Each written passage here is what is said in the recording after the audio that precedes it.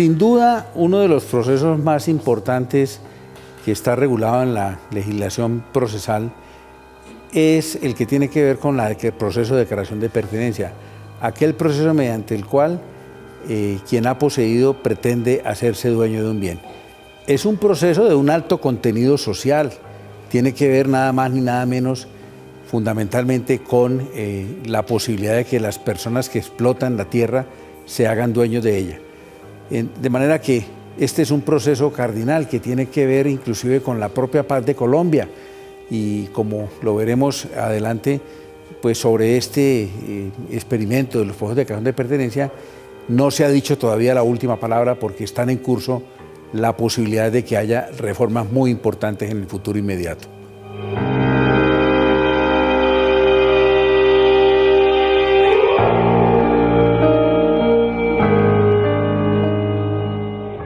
Los procesos de declaración de pertenencia en Colombia tienen tres formas de darse. En primer lugar, el proceso de declaración de pertenencia regulado en el Código General del Proceso. En segundo lugar, el proceso de declaración de pertenencia para predios de pequeña entidad económica regulado por la Ley 1561 del año 2012 y una declaración de pertenencia que está guardada por allá en la Ley 1448 de 2011, la Ley de Víctimas y de Tierras, sobre los cuales nos vamos a ocupar en detalle. Entonces, empecemos por explicar el aspecto central del proceso de declaración de pertenencia que está dado por la regulación que está en el Código General del Proceso. La primera interrogante que debe resolverse es ¿quién puede presentar la demanda de la declaración de pertenencia? La demanda de declaración de pertenencia la puede presentar el poseedor, por supuesto, es el personaje principal protagonista de este proceso. En segundo lugar, quien sea acreedor del poseedor cuando ese poseedor ha renunciado a la prescripción o cuando ese poseedor es renuente a iniciar la declaración de pertenencia. Esto es lo que la doctrina reconoce como la acción oblicua o la legitimación extraordinaria. En tercer lugar, está legitimado para formular la demanda el comunero, aquella persona que ha excluido total o parcialmente del uso de una cosa en común y pro indiviso para asumir que él es el poseedor. En cuarto lugar, el propietario. Y entonces aquí surge una inquietud que la gente se preguntará, pero ¿por qué una persona que es propietario puede adelantar un proceso para que lo declaren dueño? Es obviamente un recurso dialéctico que tiene el patrocinio de la Corte Suprema de Justicia, Sala de Casación Civil, en el sentido de que una persona puede ser propietario pero tener un título precario, y teniendo un título precario, pues su situación como propietario está en dificultades. Ese propietario entonces puede adelantar un proceso de declaración de pertenencia contra personas indeterminadas para ratificar su condición de propietario. ¿Contra quién se puede dirigir la demanda de declaración de pertenencia? La demanda de declaración de pertenencia se puede dirigir contra quien tenga la condición de propietario y además contra personas indeterminadas. Aquí hay una querella en la doctrina que se ha generado por virtud de la manera como quedó redactado el artículo del Código General del Proceso.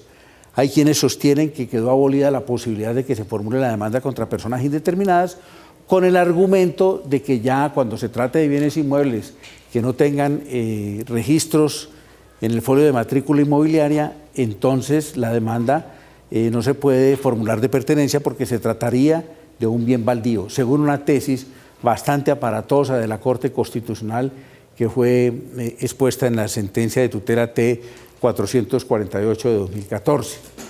Pero yo creo que eso no es así. Sí se puede dirigir la demanda contra personas indeterminadas, aún hoy, a pesar de esa derogatoria de la posibilidad de aportar un folio de matrícula inmobiliaria en el cual se dé cuenta de que no existen titulares de derechos reales sobre ese bien. ¿Por qué?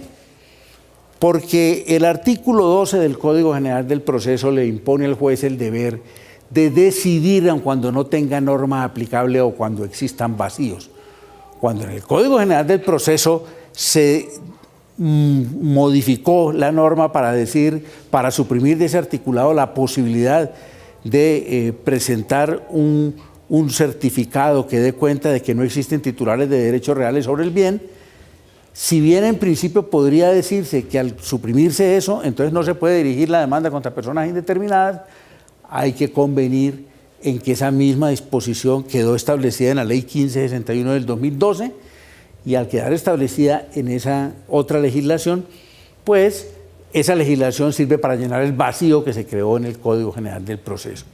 Yo creo que sí se puede formular la demanda contra personas indeterminadas cuando quiera que se dirige la demanda respecto de un bien que no tenga inscritos titulares de derechos reales sobre el mismo, porque la interpretación de que es un bien baldío no le hace justicia al concepto del bien baldío. Pero además, aquí hubo en el Código General del Proceso algo que no resultó bien del todo, y fue que se dispuso que la demanda se dirija contra el acreedor hipotecario o contra el acreedor prendario. Esa fue una discusión interna que se tuvo al interior del Instituto Colombiano de Derecho Procesal, en el que no estuvimos de acuerdo, y por eso en principio habíamos dejado eso de lado. Pero alguien en el Congreso decidió restablecer este tema sin caer en la cuenta de que si iban a incluir que la demanda se dirige contra el acreedor hipotecario prendario, era necesario que en la sentencia se dijera si al prosperar la declaración de pertenencia se debía cancelar o extinguir la hipoteca o la prenda, punto sobre el que volveré adelante. Y la demanda no se dirige, sino que debe tener la precaución de que al proceso deben llamarse la Agencia Nacional de Tierras, la Unidad de Víctimas, de Restitución de Tierras y de Víctimas, el Instituto Agustín Codazzi y la Superintendencia de Notariado y Registro. A estos no se les cita como demandados, se les cita es como entidades públicas para que actúen en el proceso en función de sus misiones específicas. Entonces, hay aquí una cosa que quedó mal, inclusive desde la Ley 1561, y es lo relativo a la posibilidad que tiene la Agencia Nacional de Tierras de desconocer el fallo de declaración de pertenencia en cualquier tiempo, lo cual obviamente es un contrasentido, porque no tiene lógica que en el proceso se cite a la Agencia Nacional de Tierras desde el principio y que luego cuando se dicte la sentencia que declare la pertenencia, la Agencia Nacional de Tierras pueda en cualquier momento desconocer esa sentencia con el argumento de que el bien era un bien baldío. Es importante dilucidar cuándo es que es improcedente la declaración de pertenencia, es decir, cuándo no es posible adelantar la declaración de pertenencia. Como regla general hay que decir que la declaración de pertenencia no procede cuando se trata de que el bien a usucapir es un bien de derecho público, un bien de una entidad de derecho público. No es posible que se pueda adelantar la declaración de pertenencia respecto de un bien que pertenezca a una entidad de derecho público. Sin embargo, la Corte Suprema de Justicia, en sentencias que yo he criticado públicamente, una sentencia del 6 de octubre del año 2009 y otra del 10 de septiembre del 2013, ha establecido dos excepciones a ese principio, sosteniendo que a pesar de que el bien sea de entidad de derecho público, se puede adelantar la declaración de pertenencia cuando ese poseedor que ha poseído ese bien de una entidad de derecho público lo venía poseyendo desde antes de que se convirtiera en imprescriptible el bien. Y la segunda excepción que la Corte Suprema de Justicia ha establecido es cuando quiera que una persona viene poseyendo un bien que no le pertenece a una entidad de derecho público, sino a un particular, consuma el término de la prescripción y después de consumado el término de la prescripción, el bien entra a ser propiedad de una entidad de derecho público. Esas son las excepciones que la Corte Suprema de Justicia ha establecido en esta sentencia, las que a mi parecer no interpretan el artículo 44 de la Ley 153 de 1887 en el sentido de que esta disposición dice que cuando una ley posterior declara imprescriptible lo que antes era prescriptible, se vuelve para todos los efectos imprescriptible. Ahora bien, entonces, cuando un juez le presentan una demanda de declaración de pertenencia de un bien que no se puede adquirir por usucapión, lo primero que tiene que hacer es rechazar la demanda. Si llega a admitir la demanda, en cualquier tiempo puede dictar sentencia anticipada.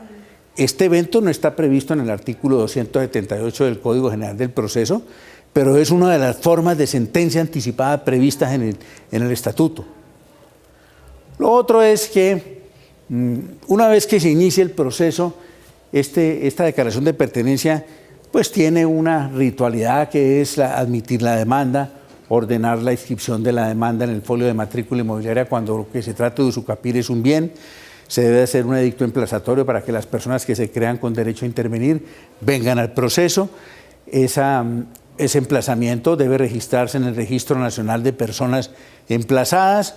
Además, debe colocarse una valla en lugar de acceso al inmueble y de esa valla se debe aportar una fotografía y se debe llevar esa constancia de esa publicación de esa valla del Registro Nacional de Personas Emplazadas para que allá quede informado esa circunstancia.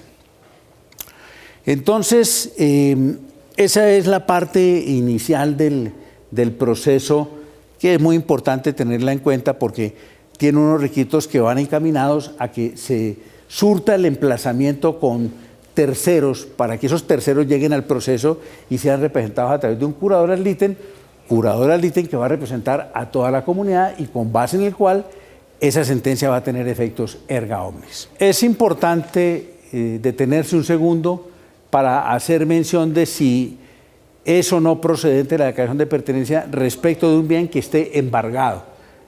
En el caso de los bienes inmuebles, que esté embargado solamente, no que esté secuestrado. La respuesta categóricamente es que sí es procedente, porque lo que se prohíbe es la enajenación de bienes que se encuentren fuera del comercio. Y en el caso del bien embargado, en primer lugar, no se trata de una enajenación, se trata simplemente de un modo originario de adquirir el dominio. En eso la jurisprudencia ha sido reiterada, señalando que sí es posible adelantar la declaración de pertenencia de un bien, aun cuando se encuentre embargada. En este proceso tiene que ser obligatorio la práctica de una inspección judicial cuando la usucapión se pretende de un bien inmueble.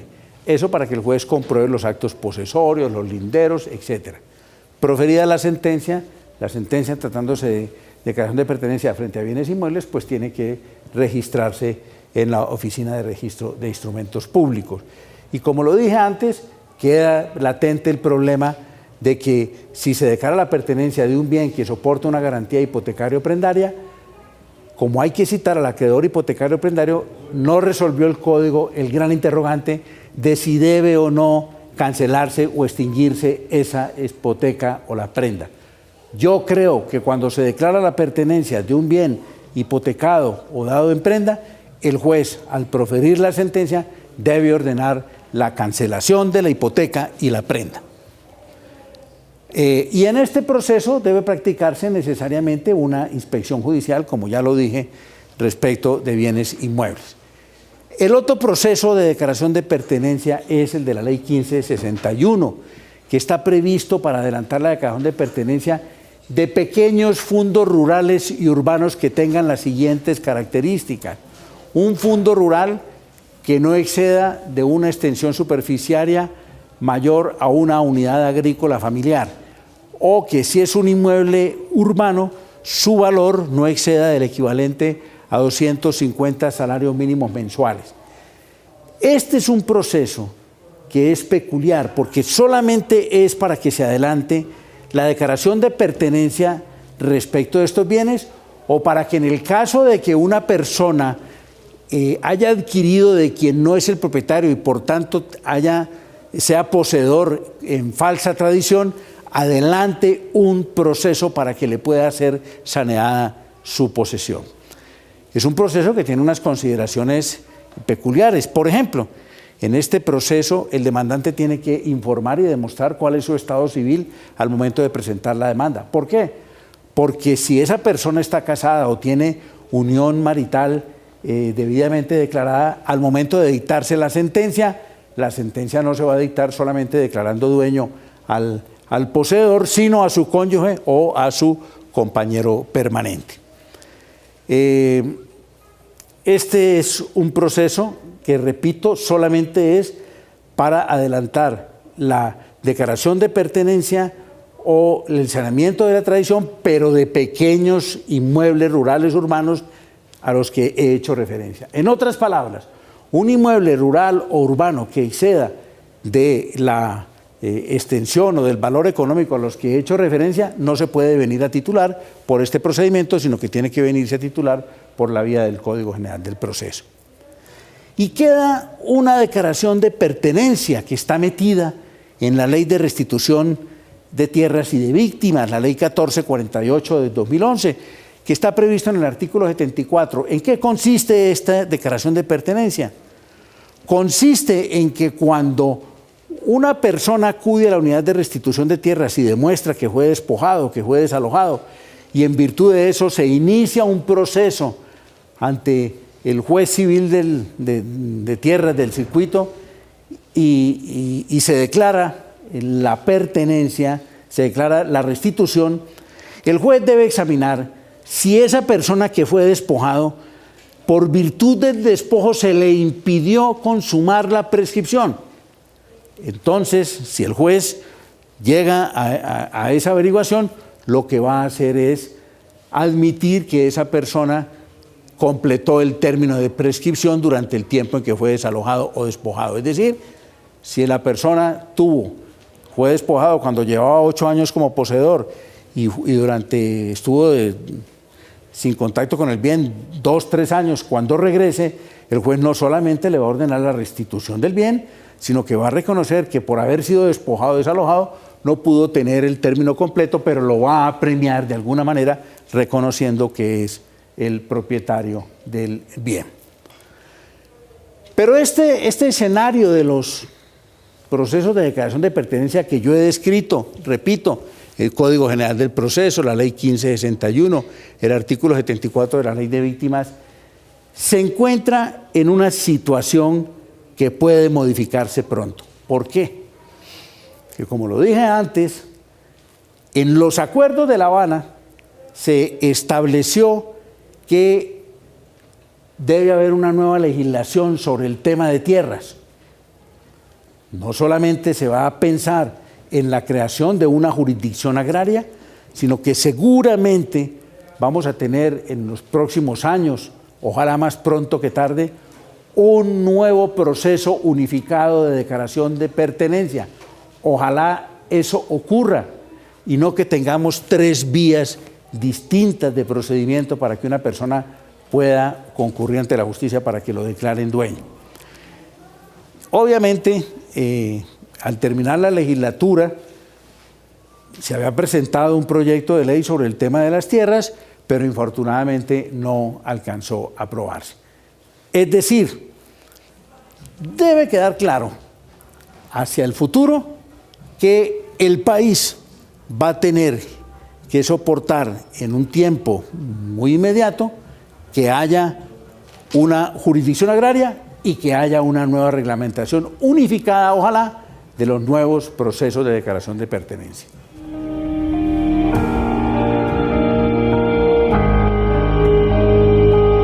Para usted, ¿qué significa la Universidad Externado de Colombia? Significa un ambiente de tolerancia, de respeto por la opinión ajena, de libertad, de un espíritu contestatario, libre y democrático. Y significa, por supuesto, una universidad a la que le he dedicado 45 años de mi vida.